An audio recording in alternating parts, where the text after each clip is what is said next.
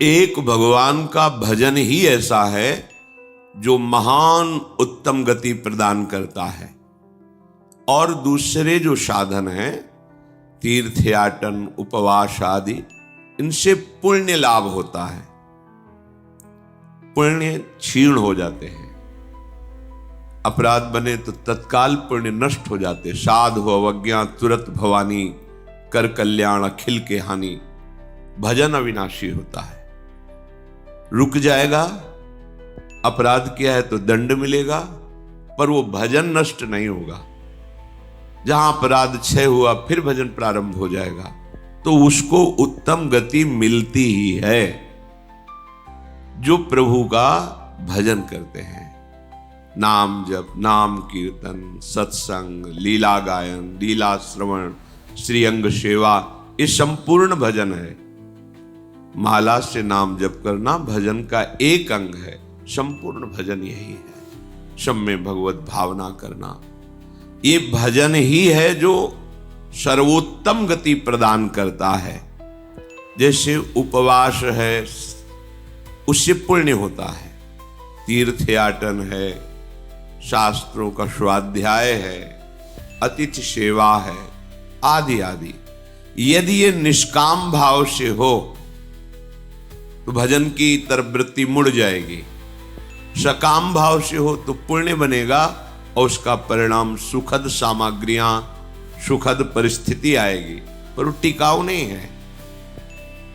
मौन रहना, फल मूल खाना, या वायु पी कर रहना, या सिर मुंडन करा के, या कुटी बनाकर, या जटा धारण करके भूमि पर शयन करना, जल में प्रवेश होकर भजन मंत्र आदि अनुष्ठान करना, ये सब यदि शुद्ध भाव नहीं है तो ये निष्फल ही समझो। निष्फल का मतलब ऊपर के लोकों में जाके सुख भोगोगे, फिर तुम्हारा जन्म होगा।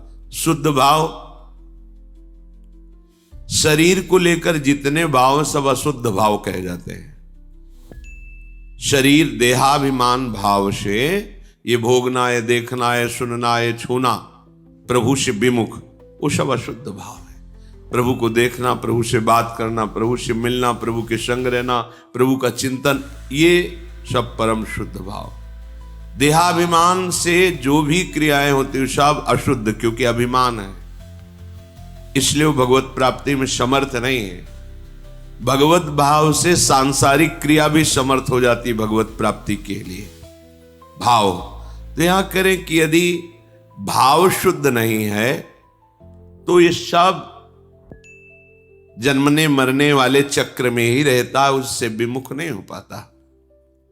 जब कोई भजन करता है तो उसको तत्व ज्ञान होता है। बड़ी अमृतमयी बात है। ज्ञानेन कर्मणा वापि जरा मरण मेवच व्याधयश्च प्रहीयन्ते प्राप्यते चोत्तमम पदम। वो ऐसे उत्तम पद को प्राप्त होता है जो भजन करता है, क्योंकि उसको तत्व ज्ञान हो जाता है। तत्व ज्ञान हो जाने पर उसके ऊपर रोगों का प्रभाव नहीं पड़ता, जरा वृद्धावस्था का प्रभाव नहीं पड़ता, और मृत्यु का भी प्रभाव नहीं पड़ता, और उत्तम पद की उसको प्राप्ति होती है। अगर वो मोक्ष चाहे तो मोक्ष, प्रेम चाहे तो प्रेम। तत्व ज्ञान उसे वेदांत पढ़ के नहीं करना होगा।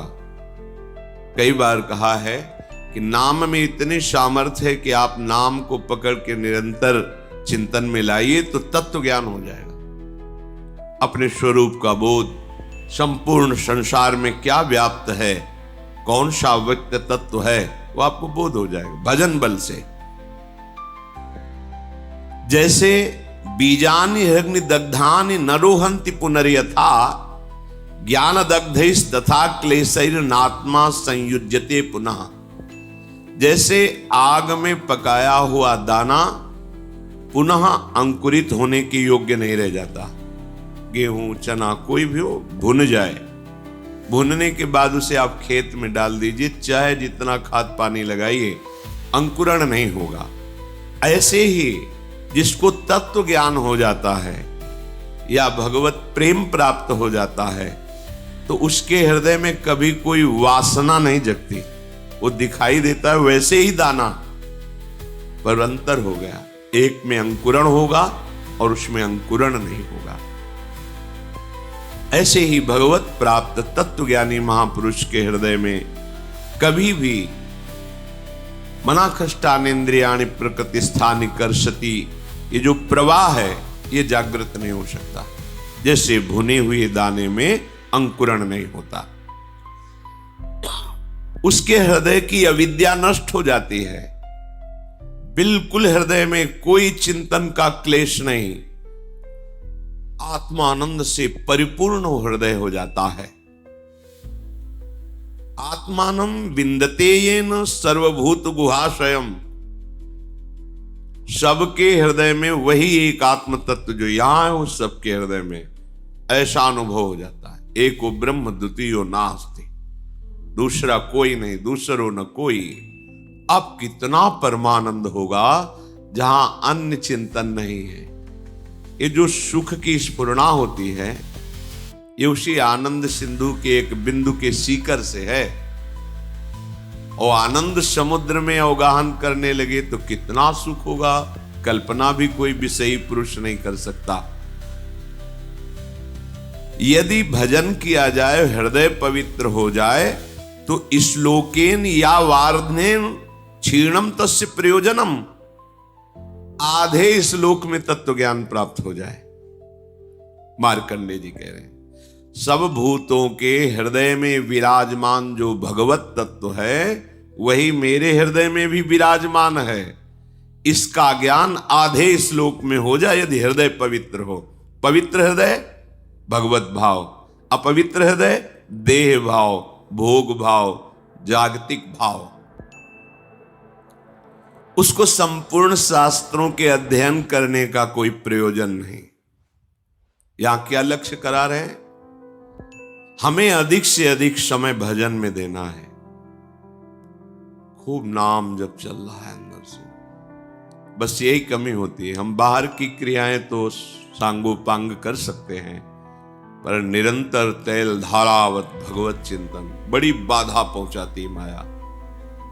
भजन के जो बड़े सूरवीर हैं, उनको भी परास्त करने के लिए ऐसे ऐसे जाल रचती है।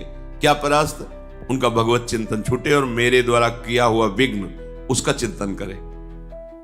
पर वो भगवान के निज जन होते हैं, एक क्षण में उसके जाल को काट के अपने चिंतन में होते हैं। नहीं तो बह जाता है मनुष्य। अब हमसे भजन नहीं होगा, ऐसी विपत्ति आ गई, ऐसी समस्या आ गई, वो उसी चिंतन में इतना डूबने लगता है कि अब भगवत चिंतन छोड़। यही तो माया जाल रच रही थी तुम्हारा भगवत चिंतन छुड़ाने के लिए। बहुत विचित्र, तुम्हें दिखाई नहीं दे रही।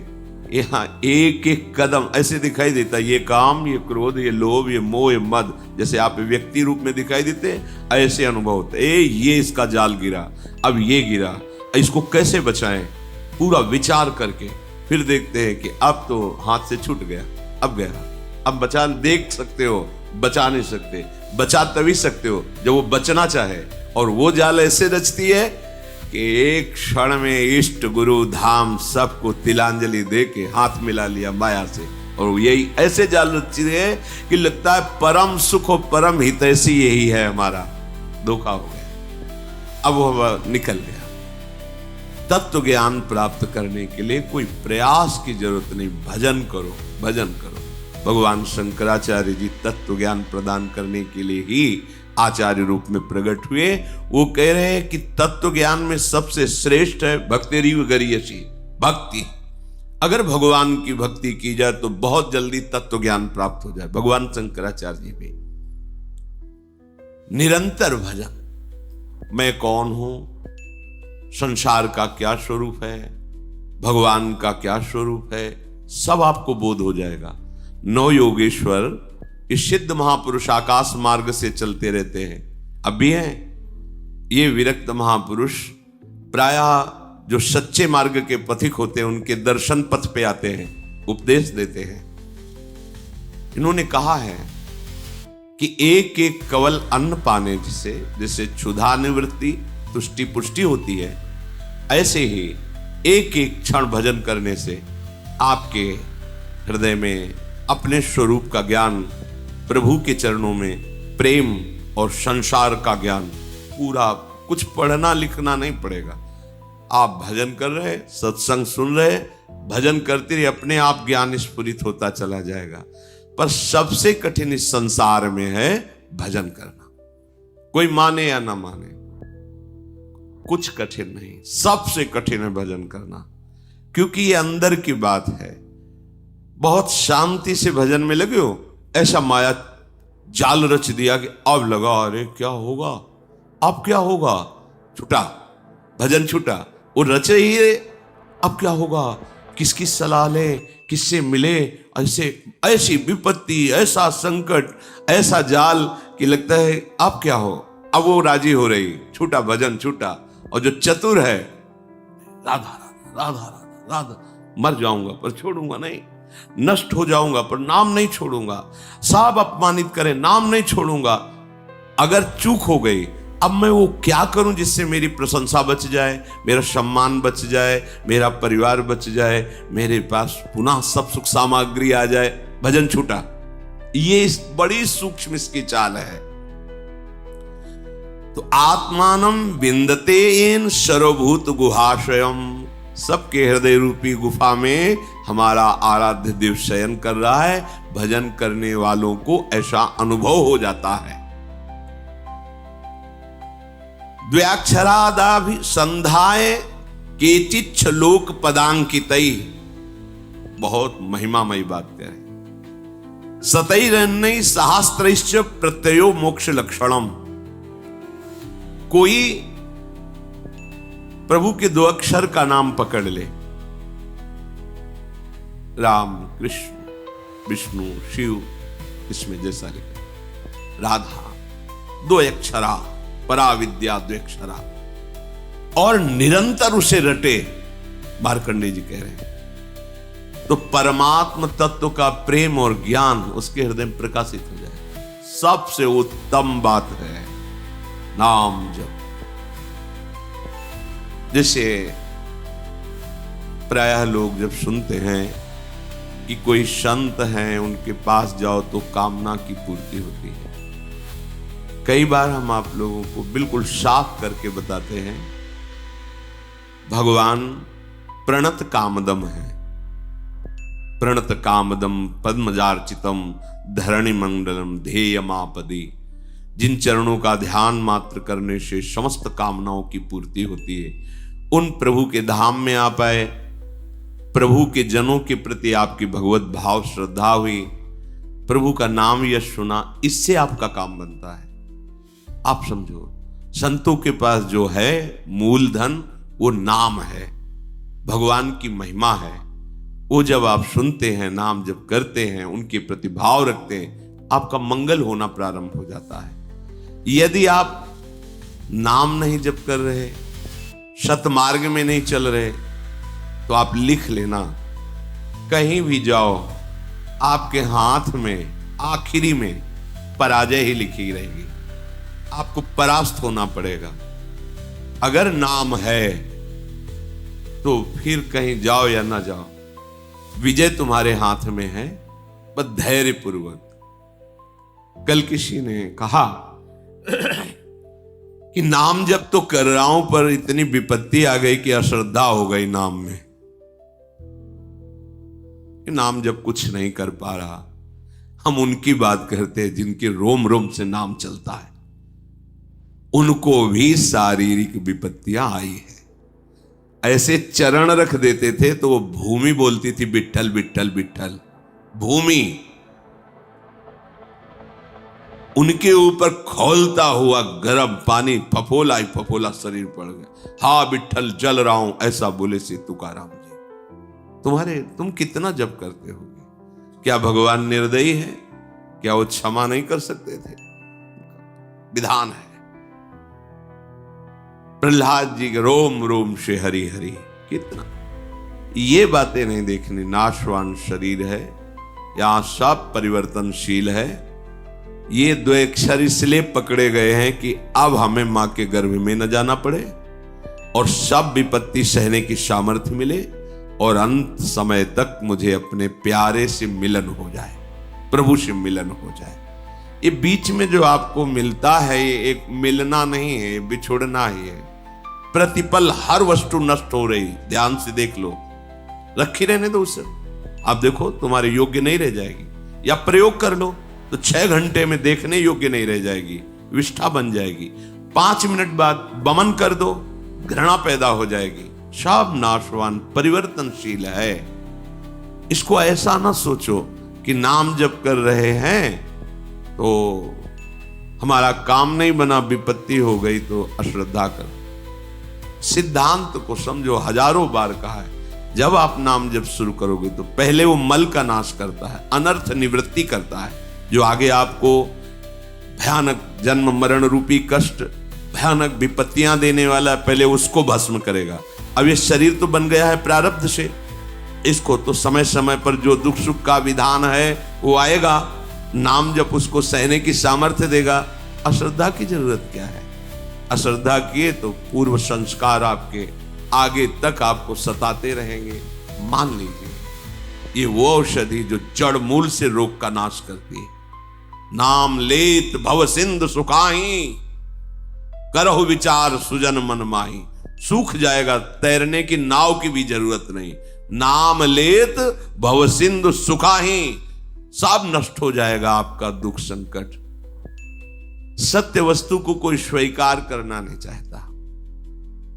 नाटक को सत्य मान करके, ये संसार एक माया का नाटक है, वो इसे सत्य मान करके इसे भोगना चाहता है, इसका स्वामी बनना चाहता है, मायापति बनना चाहता है। सत्य बात स्वीकार कर ले तो आनंद मगन हो जाए, पर सत्य कड़ुआ लगता है। लगता है ये ठीक है, प्रवचन करो, सुन लिया, पर हमें चाहिए ये। तो जो चाहिए वो कितने दिन के लिए, कितने मिनट के लिए, पर वर्तमान का सुख भोगी मन इतना निश्चय कर लेता है कि ये चाहिए, और अपना जीवन पूरा का पूरा जीवन चाहिए में। और जो चतुर होता है वो जाहे न चाहिए कबहू कछ, नहीं नहीं, तो वो जो चाहिए मांग रहे हैं वो उसके पीछे लुटता घूमता है, और उसके सामने सच्चिदानंद भगवान होते हैं। और जिसको चाहिए उसके सामने माया होती है, कुछ पकड़ में ही नहीं आता, पूरा जीवन निकल जाता है, कुछ हाथ में नहीं।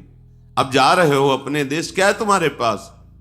कुछ नहीं। यही चिंतन है, ये चिंतन तो आगे का जन्म निर्णय कर देगा।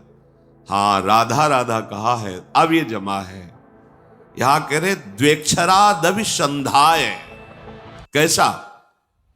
टूटने न पावे तार, संधि बनी रहे, राधा राधा राधा राधा राधा।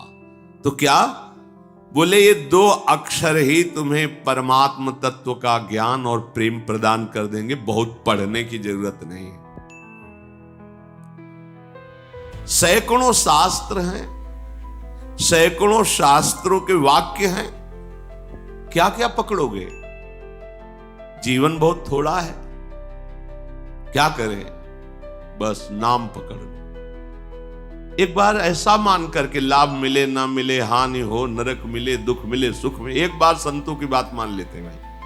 बहुत माना है सबकी बात, एक बार मान लेते हैं। अब जब तक श्वास रहेगी नाम जपेंगे, निहाल हो जाओगे, देख लेना। पर ये ऐसा नहीं कि कुछ दिन ऐसे थोड़ा जपे और देखें कि लाभ हुआ कि नहीं। तो लाभ तो हुआ है, पर तुम देखने लायक नहीं हो उस लाभ को। तुम्हारे अंदर दिव्य दृष्टि थोड़ी जागृत हो गई कि हमारे पूर्व संस्कार इतने जमा थे, नाम ने भस्म कर दिया। अब वो देखो तो नाच पड़ो, पर वो तो दिखाई नहीं देता। वर्तमान की विपत्ति दिखाई देती है, जो शरीर रचने के समय निर्धारित कर दी गई थी कि इस तिथि को, इस समय से ये तुम्हें दंड मिलेगा। अब नाम पहले पीछे का तुम्हारा भस्म कर रहा है। अब अज्ञानी जीव वो सोच रहा है हम पीछे थे भी कि नहीं थे, हम तो अभी देख रहे हैं। तुम्हारे देखने से नहीं, तुम्हारे अनंत जन्मों का हिसाब जमा हुआ। तुम अविनाशी जीव हो, बार बार शरीर पकड़ते हो और छोड़ते हो, उसके बीच में जो कर्म होता है तुम्हें उसको भोगना पड़ता है। ये भागवतिक सिद्धांत तुम्हारे ना कहने से थोड़ी हो जाएगा। तो जो बोध है, मोक्ष है, प्रेम है, ये आपको सहज में प्राप्त हो जाएगा यदि 2 अक्षर द्वेक्षरादभिसंधाय। अपनी जीभ से जोड़ते रहो, राधा राधा राधा राधा। नायम लोकोस्ति न परो न सुखम संशयात्मनः। बहुत ध्यान देकर सुनिए। नायम लोकोस्ति न परो न सुखम संशयात्मनः। ऊचुर ज्ञान विदो वृद्ध्या प्रत्ययो मोक्ष लक्षणम। जिसके मन में इस बात पर विश्वास न हो, संशय भरा रहे, तो वो सुन ले, ना उसे इस लोक में ना परलोक में उसे सुख की प्राप्ति नहीं हो सकती। हित ध्रुव जो विश्वास है तब ही सुधरे बात, ना तरु माया पंथ में फिरे जो टक्कर खात। ए नाम पकड़ लो, मान जाओ, हृदय की बात कहते, ऐसा बचाता है, पूरे जीवन देखा है। अगर वो न हो तो माया ऐसे जाल रचती है कि लगता है अब क्या, तब लगता है नहीं, ये चकाचौंध माया की नाम नाम, वो एक इतना मजबूत पकड़, वो फिर माया हिला नहीं पाती, वो पकड़ पार हो जाता है। ऐसे ऐसे मगरमच्छ हैं इस माया में कि लील जाए पता भी न चले कि वो था भी कि नहीं था। बिल्कुल मान लीजिए, नायम लोकोस्ति न परो न सुखम संशयात्मना। इस लोक में परलोक में कहीं भी सुख नहीं मिलता जो संशयात्मा, और भगवान ने भी कहा संशयात्मा विनश्यति। जो संशयात्मा है उसका नाश हो जाता है। नाश का मतलब पतन हो जाता है। ज्ञान मोक्ष तो बहुत दूरी की बात है, उसे शांति सुख भी प्राप्त नहीं होता। इसलिए जो ज्ञान वृद्ध पुरुष हैं उनके कथन पर ध्यान दे। मार्कंडे जी कह रहे हैं, वयोवृद्ध नहीं कह रहे हैं, जो ज्ञान वृद्ध हैं उनके कथन पर ध्यान दे, उनके वचनों पर ध्यान दे। उनके वचनों से तुम्हें शास्त्रों का वास्तविक प्रयोजन क्या है ये पता चल जाएगा कि हमारे जीवन का प्रयोजन क्या है। हम जिए चले जा रहे हैं, कर्म करते चले जा रहे हैं, भोगते चले जा रहे हैं, मेरा लक्ष्य क्या है, मेरा विश्राम स्थल क्या है। तब आपको समझ में आएगा विश्राम स्थल भगवत प्राप्ति है। इंद्रियाणाम प्रसादेन तदेतत् परिवर्जयेत् तस्मादनशनम दिव्यम निरुद्धेन्द्रिय गोचरम। अतः मेरी बात ध्यान से सुनो, सबको चाहिए कि इंद्रियों को पवित्र कर लो। तो इंद्रियों के पवित्र तीर्थ स्नान से नहीं होंगे। कैसे होंगे? निषिद्ध विषय भोगों का त्याग करने से इंद्रियां और मन पवित्र हो जाता है। जो धर्म कहता है भोग लो, धर्म विरुद्ध यदि भोग भोगा, हर इंद्री का भोग है। जैसे खान पान के लिए सात्विक भोजन, अच्छे से 56 भोग बनते हैं अपने, 56 भोग प्रभु को जब भोग लगते हैं। देखो बिहारी जो राधा 56 भोग बनते, कितने सुंदर सुंदर स्वादिष्ट पदार्थ। अब निषिद्ध भोग, प्याज लहसुन मांस मछली, ये सब गंदी चीजें जो तमोगुण पैदा करके राक्षसी वृत्ति का निमंत्रण दे दे। एक एक इंद्री का विषय हो। जनेन्द्री गृहस्थ हो, धर्मयुक्त है, आपने पाणिक ग्रहण संस्कार किया है, आप तो आपकी जनेन्द्री भोग भोगते हुए भी पवित्र है। नेत्रेंद्री, अपनी बहन को कैसे देखते हो, अपनी मां को कैसे देखते हो, अपनी बेटी को कैसे देखते हो, ऐसे दूसरे की बहन दूसरे की बेटियों में जिससे पाणिक ग्रहण किया है वो पत्नी है। इसके अलावा शास्त्र का आदेश है, नेत्रेंद्री पवित्र तभी होगी जब आपका दर्शन सही होगा, तभी तो ये भगवत दर्शन करने के अधिकारी बनेंगे।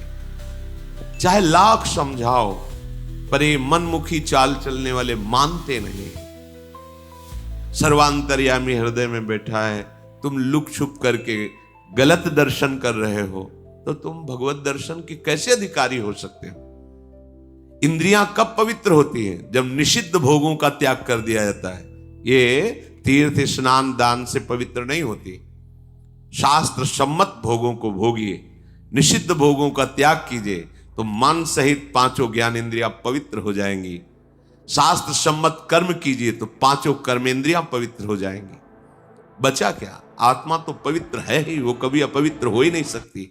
बात बन गई। इंद्रियों की निर्मलता विषय भोगने से रोकने से होती है। विषयों के सेवन से इंद्रियां मलिन हो जाती है। बड़ा गूढ़ रहस्य है ये। इंद्रियों की पवित्रता विषय भोगों में जाने से रोकने से होती है, उनमें सामर्थ्य आती है। आगे प्रसंग आता है, जब गांधारी जी ने सुना कि धृतराष्ट्र जी के साथ हमारा ब्याह हो रहा है और वो नेत्रहीन है, ब्याह तय हो गया। रेशम का कपड़ा लिया, कई परत लगाए, आजीवन के लिए आंख में बांध लिया। जब मेरा पति संसार को नहीं देख सकता तो मैं संसार को कैसे देखूं? नेत्रेंद्र की ढक लिया उसे। जब महाभारत का बड़ा भयानक युद्ध चल रहा था, तब गांधारी ने दुर्योधन से कहा कि आज तक हमने अपनी दृष्टि शक्ति को संचित किया है, तुम निर्वस्त्र होकर मेरे सामने आ जाओ, मैं पट्टी खोल दूंगी। एक बार देखूंगी, वज्र की भी ताकत नहीं कि तुम्हारे शरीर में खरोच पैदा कर सके, तुम्हारा वज्र के समान शरीर हो जाएगा। हो गया। एकांत में निर्वस्त्र होकर आ रहा था। भगवान बड़े लीला, जानते थे कि पतिव्रता है गांधारी और नेत्र आज तक बंद किए रहे तो दिव्य शक्ति जागृत हो गई, ऐसा ही हो जाएगा। जय भगवान को दिया, देखा तो ऐसे, ये बच्चे हो तो कहां जा रहे हो? वो माँ ने कहा है कि ऐसे, ये तुम बच्चे हो, नंगे जाओगे? अरे माँ ने कहा निर्वस्त्र तो ऊपर के कपड़े हटा दो, नीचे के कपड़े हटा दो, लेकिन मध्य में तो रखो ना। क्या हम कह रहे कपड़े हटाने की बात कही, पत्ते ही लगा लीजिए, इतना तो कर लीजिए। हाँ आपने ठीक सलाह। जेवी गांधारी ने पट्टी खोली, सामने देखा, आज्ञा का पालन क्यों नहीं हुआ? निर्वस्त्र क्यों नहीं रहे? और क्या बोले कि श्री कृष्ण ने समझाया, जा यहीं से तोड़ा जाएगा तेरा, यही तेरी मृत्यु का कारण बनेगा। बेटा तूने चूक कर दी, यहीं से तू कमजोर हो। वही मारा था, जहां मारते थे तो चिंगारियां उठती थी गदा की, कहीं कुछ भी नहीं हो रहा था दुर्योधन का, लेकिन वहीं तोड़ा। जंघा से ऐसे पत्ते बांध लिए थे, वहीं तोड़ा, वहीं से उसका एक नेत्र शक्ति को रोक लिया। तो कितनी बड़ी सामर्थ्य। जो वाणी से मौन रहते हैं, कभी असत्य भाषण नहीं करते, नाम जप करते, वो अगर बोल दे होश में हो जाना, बिल्कुल सत्य हो, क्योंकि उनकी वाणी की सामर्थ्य जागृत हो चुकी है। हर इंद्री को जब भोगों से रोक दिया जाता है तो उसके अंदर अपार सामर्थ्य आ जाती है। पर यह बात सहज नहीं है। हम जो सोचते हैं वो क्यों नहीं होता, हम जो करते हैं वो क्यों नहीं सफल होता? क्योंकि पावर ही नहीं है। जब जो मनाया खा लिया, जो जब मनाया कर लिया, जब जो मनाया देख लिया, तो तुम्हारे अंदर आध्यात्मिक शक्ति नहीं। सब कार्य आध्यात्मिक शक्ति से होते हैं। थोड़ा तो समझिए, थोड़ा तो अपनी इंद्रियों पर शासन कीजिए। इंद्रियों में सामर्थ्य और निर्मलता आती निरोध, निरोध माने रोकने से। विषयों का जितना शास्त्र आदेश करता है उतना स्वीकार, शेष विरोध, वो आगे भजन कर सकता है। जो ये लोग कहते भजन नहीं बनता, तो मनमानी आचरण बनते हैं ना, इसीलिए भजन नहीं बनता। शास्त्र क्या आज्ञा कर रहा है? तपसा स्वर्ग गमनम भोगो दानेन जायते, ज्ञानेन मोक्षो विज्ञेयस तीर्थ स्नान दघक्षया। तीर्थ स्नान से पाप नष्ट होते हैं, तपस्या से स्वर्गलोक की प्राप्ति होती है, दान से अधिक भोगों की प्राप्ति होती है। आप जो दान कर रहे हो कई गुना बढ़कर आपको मिलेगा अगर सत्पात्र को हुआ है। पर यदि भगवत तत्व का ज्ञान हो गया है तो आवागमन मिट जाता है, सारे कष्ट मिट जाते। वो केवल भगवत तत्व के ज्ञान से ही होगा, वो तुम्हारे दान पुण्य से नहीं। वो सत्संग के द्वारा प्राप्त विवेक से भजन करते हुए जो भगवत तत्व का बोध होता है वो आवागमन चक्र को मिटा देता है। इस जन्म में मनुष्य जिन जिन पदार्थों का उत्तम पात्र को दान करता है, भावी जन्म में उसे वो पदार्थ बहुत मात्रा में प्राप्त होते हैं। श्री मार्कंडेय जी ने कहा, विज्ञानार्थम मनुष्याणाम मनः पूर्वम प्रवर्तते, तत्प्राप्य कामम भजते क्रोधम च द्विजशत्रम। इंद्रियों द्वारा जिस विषय का ज्ञान होता है, ये बहुत सुंदर पदार्थ, खा लिया जाए, ये बहुत सुंदर भोग है, भोग लिया, पहले इंद्रियां ज्ञान देती है, ये बहुत सुंदर, बहुत अच्छा है। अगर आप उस समय उनका विरोध नहीं कर रहे हैं तो फंसा लिए। चतुर उपासक को जब वो आपके सामने भोगाकर्षण प्रकट करे, उसी समय विवेक के द्वारा, बहुतों ने इसको भोगा, सुखी हो जाते हैं ना, बहुत जन्म में तुमने भी भोगा, सुखी हो जाते हैं ना, नहीं है ना, हम धर्म विरुद्ध आचरण नहीं कर सकते, अभी तक किया अब नहीं करें, ये शुरू कर दिया विरोध, अब वो जलाएगी। प्रमथन स्वभाव वाला मन, प्रमथन स्वभाव वाली इंद्रियां जलाएगी, उसको तुम सह जाओ, बस सहन नहीं कर पाते। हम बहुत कुछ सहन कर सकते हैं। देखो, अगर आपको जरा सा भी ऐसे अंगूठा दबाया जाए तो आपको कष्ट, आप कहोगे मैं नहीं सह, लेकिन हाथ टूट जाता है, सहते हो ना, पैर टूट जाता है, सहते हो, जीवित रहते हो ना, भारी से भारी ऑपरेशन बड़े से बड़ा हो, आप सह जाते हो ना, क्योंकि आपके केवल सहने की स्वीकृति की जरूरत है। अपने स्वरूप को न कभी कष्ट हुआ न कभी होगा। देह में जितना भी कष्ट आता है वो आपकी स्वीकृति के कारण आपको भासता है। आप जितना देह को मैं माने हुए उतना ही कष्ट होता है। तो अंतःकरण में जो ये इंद्रियां जलन कर, ये तो आप सहज में सह सकते हो, आप बड़े वीर हो, बड़े बड़े कष्टों को सहते हो। देखो कितना कष्ट होता है मां को जब वो 9 महीने गर्भ को धारण करती है, प्रसव में कितना कष्ट होता है, पर उस सब सह करके अब अपने जरा विचार करो, अगर थोड़ा ज्यादा हो जाए, गैस बन जाए पेट में तो कैसा लगता है। वो हमें पूरा 9 महीने धारण किए रहे, सब कष्ट सह सकते हो आप भगवान के अंश हो। ये जो आप डर जाते हो ना कि मन की बात अगर नहीं पूरी करेंगे तो ये बराबर जलाता रहेगा, नहीं जलाता नहीं रहेगा, वो जल के शुद्ध हो जाएगा। अगर मैंने अपने मन और इंद्रियों की बात नहीं की तो मैं जी नहीं पाऊंगा, ये केवल डरा रहा है, तुम जी नहीं अमर हो जाओगे। अगर ये बात तुम स्वीकार कर लो कि तेरे प्रेरित किए हुए गलत मार्ग में मैं नहीं चलूंगा।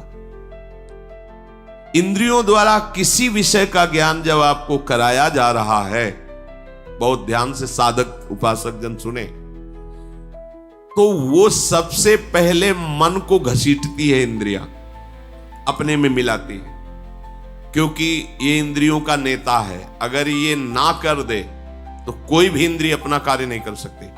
जैसे मन किसी विषय में गाढ़ मनन कर रहा है, कई बार हमने देखा है, आप क्या बोल रहे हो, बात हो गई, सब हो गई, बाद में आपने पूछा कि आपने तो हाँ कह दिया था, नहीं हमें पता नहीं कि हमने हाँ कहा। और देखो, जब तुम्हें हाँ करवाना हो तो 3-4 बार हमसे बोलो कि आप सुन रहे हो ना, सुन रहे हो ना, और जब फिर हम हाँ कहें तब हाँ मानना, पहली बात में हाँ मत मान लेना, क्योंकि अब हाँ ठीक है ऐसा क्या। तो देखा गया कि अगर मन कहीं लगा हुआ है तो इंद्रियां भी नहीं पकड़ पाती कि आप क्या बोल रहे हैं, कौन आया, कैसे है, वो हो रहा है सब, पर पकड़ में नहीं आएगा, वो स्मृति में नहीं आएगा। अगर मन अपने साथ हो जाए तो इंद्रियां कुछ नहीं बिगाड़ सकती। पर क्या होता है, विषय का ज्ञान कराने वाली इंद्रियां सबसे पहले मन को अपने में घसीटती। जहां अपने मन में इंद्रियों की प्रीता विषय भोगों में, और वो तीनों एक हुए, और अगर बुद्धि में विवेक नहीं है तो मन तत्काल बुद्धि को अपने अधीन कर लेता है। इस कहने में बहुत देर लग गई, अधीन करने में नहीं लगता। और जहां बुद्धि अधीन हुई तो उस विषय में राग या द्वेष हो जाएगा। प्रतिकूल है तो द्वेष हो जाएगा, अनुकूल है तो राग हो जाएगा। दोनों में जलन होती है। राग में जो हर्ष होता है वो शोक में परिणित हो जाएगा। अगर राग का हर्ष स्वीकार न हो तो शोक छू नहीं सकता। यह अध्यात्म है। जब किसी विषय में राग हो जाता है तो मन तत्काल संकल्प बना लेता है, राग में भी और द्वेष में भी। ठीक है, भोगोगे अब तुम। द्वेष है तो विरुद्ध भाव का संकल्प प्रतिकूल, राग है तो अनुकूल भाव का संकल्प। अब तुम्हारी अनुमति की जरूरत नहीं हुई, समझ लो। जहां इंद्रियां विषय में आसक्त हुई, मन को अपने में मिलाया, मन ने बुद्धि को घसीटा, तहां तत्काल संकल्प बनाएगा।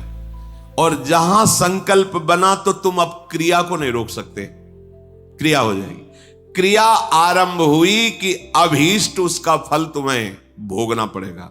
अभीष्ट उसका परिणाम, अशुभ शुभ जैसी क्रिया बन रही है उसका फल भोगना पड़ेगा। इसके कहने का क्या तात्पर्य? आप पहली ही दशा में रोक सकते हो, जब कोई विषय इंद्रियों को आकर्षित कर रहा, उसी समय विवेक से सावधान। जो सत्संग में सुना है, जो शास्त्रों में कई बार हमने कहा है कि आप लोग कुछ सत्संग चयन करके रखो, जो मन पर कहे गए हैं, जो इंद्रियों पर कहे गए हैं, जो वैराग्य प्रकरण में कहे गए हैं, जो धर्म युक्त। तो जहां मन आपका, तो तुरंत उस सत्संग को दोबारा सुनो। शास्त्र में जो लिखा है वहां तुरंत पहुंचाओ, या सत्संग की बात तुरंत लाओ। नहीं नहीं, ये गलत है। वो संकल्प बनने नहीं पाएगा, वो पूरा सिस्टम घसीट नहीं पाएगा कि मन बुद्धि को अधीन कर लिया, और मन को इंद्रियों ने अधीन कर लिया, इंद्रियों को विषय ने अधीन कर लिया, अब संकल्प बन गया, क्रिया हो गई। इतना समय कैसे दे दिया? असावधान साधक भ्रष्ट हो जाता है। देखो, इस खेल में तुम उतारे गए हो, इसे न समझो। आपको परिपक्व, ये खेल है भगवान के लिए, दोनों पक्ष भगवान के हैं। जैसे मान लो 2 प्रदेशों से कबड्डी का खेल हो रहा, बोले एक तरफ उत्तर प्रदेश, एक पर अमुक प्रदेश है, तो है किसका? भारत सरकार का ही तो दोनों प्रदेश है, दोनों भारत सरकार के ही हैं। पर उसमें एक विजयी होगा, एक का सम्मान होगा, और एक पराजित होगा। वो अपने हृदय में निरुत्साहित भी हो सकता है, पर है वो दोनों सरकारी। ऐसे ही माया और भक्ति, ये 2 का पक्ष है। भगवान की ही भक्ति और भगवान की ही माया है। अब आपको भेजा गया कि 2 पक्ष में चयन करो, खेल होगा, होगा पक्का होगा। अब कुछ तो भक्ति पक्ष में आ गए और बहुत ज्यादा मात्रा में माया पक्ष में चले गए। अब उसका पक्ष का जो प्रभाव है वो तो पड़ेगा, भक्ति के प्रभाव का पक्ष पड़ेगा, पर दोनों पक्षों को एक दूसरे में जाना होता है। ऐसा नहीं कि अभक्त कभी भक्त संयोग ही नहीं प्राप्त करते, पर वो भक्त उपदेश नहीं स्वीकार करते, नहीं वो भक्त न रह जाए। इस माया के पक्ष में जब भक्त जाए, तो जाने का मतलब पैरों से चलना नहीं है, या मन और इंद्रियों का व्याध। जब हमारा कोई भोग आकर्षण हो रहा है, कोई प्रपंच में राग द्वेष वृत्ति जा रही है, उस समय बिल्कुल होश में, क्योंकि अब आप बोलने जा रहे हो कबड्डी कबड्डी, वहां पकड़ के तुम्हें पछाड़ दिया जाएगा। जहां विषय बिल्कुल सावधान, द्वैक्षर आपकी जिब्या, राधा राधा अंदर सावधान। कौन पकड़ रहा है? काम क्रोध लोभ मोह मद मत्सर, कौन आक्रमण कर रहा है? बस अब बच जाओगे, जीत जाओगे। अरे हमें तो कोई पकड़ ही नहीं सकता। अब यहां पकड़ाने के लिए जाते हैं, बचने के लिए थोड़ी जाते हैं। जब विषय आकर्षण हो जाता है तो हम बचना थोड़ी चाहते हैं। देखो ना, हम तो अपने को वहां फंसाना चाहते हैं। विषय सेवन जहां हुआ, अब संकल्प बना, क्रिया हुई, अब विषय सेवन का परिणाम बता रहे। विषय सेवन जहां हुआ तो उत्कृष्ट माने सबसे ज्यादा आसक्ति पैदा हो गई। अब मैं इसके बिना जी नहीं सकता या जी नहीं सकती, ये बात आ गई। देखो, परम स्वतंत्र भगवान का अंश इंद्री के विषय में इतना फंस गया कि वो ये कहने लगा कि अब मैं इसके बिना जी नहीं सकता। देखो चमत्कार राग का, देखो आसक्ति का। 20-21 वर्ष बच्चा बच्ची को माता पिता अपने प्राणों से अधिक प्यार किए, वो एक इंद्री के विषय ने, जनेंद्री के विषय ने आकर्षण कर लिया, तो 21 साल का प्रेम सेवा सम्मान प्रीता सब में आग लगा के भाग गई। लौट कर नहीं देखा कि मेरे स्वजनों को मेरे विरह में कितना दुख हो रहा होगा, नहीं देखा। एक इंद्री के विषय ने धर्म, मर्यादा, प्रेम सब मिट्टी में मिला दी। एक इंद्री का विषय। और फिर जिसकी सारी इंद्रियां स्वतंत्र हैं, फिर क्या होगा? सोचो, फिर क्या होगा? दुर्दशा ही तो होगी। विषय सेवन के प्रति उत्कृष्ट आसक्ति, और आसक्ति बराबर रहेगी नहीं, यह भी ध्यान, बहुत ध्यान से सुनो, शास्त्र है। फिर उसमें प्रतिकूलता होगी। अब धीरे धीरे, अब जिस विषय के लिए आसक्ति हुई थी उस विषय में सुख है नहीं, तो बहुत सेवन किया पर वो बात नहीं बनी जो अंदर चाह थी। सोचता है इस पे तो नहीं, अब उस पे है, और जहां उस पे नजर गई तो अब इससे प्रतिकूलता शुरू हुई। अब प्रतिकूलता शुरू हुई, अब द्वंद्व शुरू हो गए। अब द्वंद्वों में पिसता हुआ पूरा जीवन नष्ट, दुर्गति प्रारंभ होती चली जाती है। बस ये समझ में कहां आता है? ये कहां समझ में आता है कि हम फंस गए, हमारे द्वारा ऐसा कृत। सच्ची मानिए, यदि एक पत्नी व्रत ले लें तो आपको कुछ दिन के बाद घृणा हो जाएगी। ये धर्म है, क्योंकि वहां कोई सुख ही नहीं है। कुछ दिनों के बाद यदि आप ठीक धर्म से चलते हैं तो आपको ऐसा लगने लगेगा बस। कितने ऐसे गृहस्थ उपासक श्री जी के शरण में हैं जो पति पत्नी सहित आजीवन ब्रह्मचर्य का नियम लेके रह रहे हैं। क्यों? किसी ने सिखाया क्या? नहीं, धर्म से चले। उनको लग गया कि नहीं नहीं, सुख तो प्रियाजू के नाम रूप लीला धाम में है, अब जीवन बर्बाद में है। कितने ऐसे। अगर आपका धर्मयुक्त सेवन नहीं तो वृद्धावस्था तक तुम्हारा चांचल्य मन, चांचल्य इंद्रियां, ये बंद नहीं होगा। बहुत छलावा है, बहुत छलावा है, जिसे समझ नहीं पाते, पूरा जीवन छल जाता है।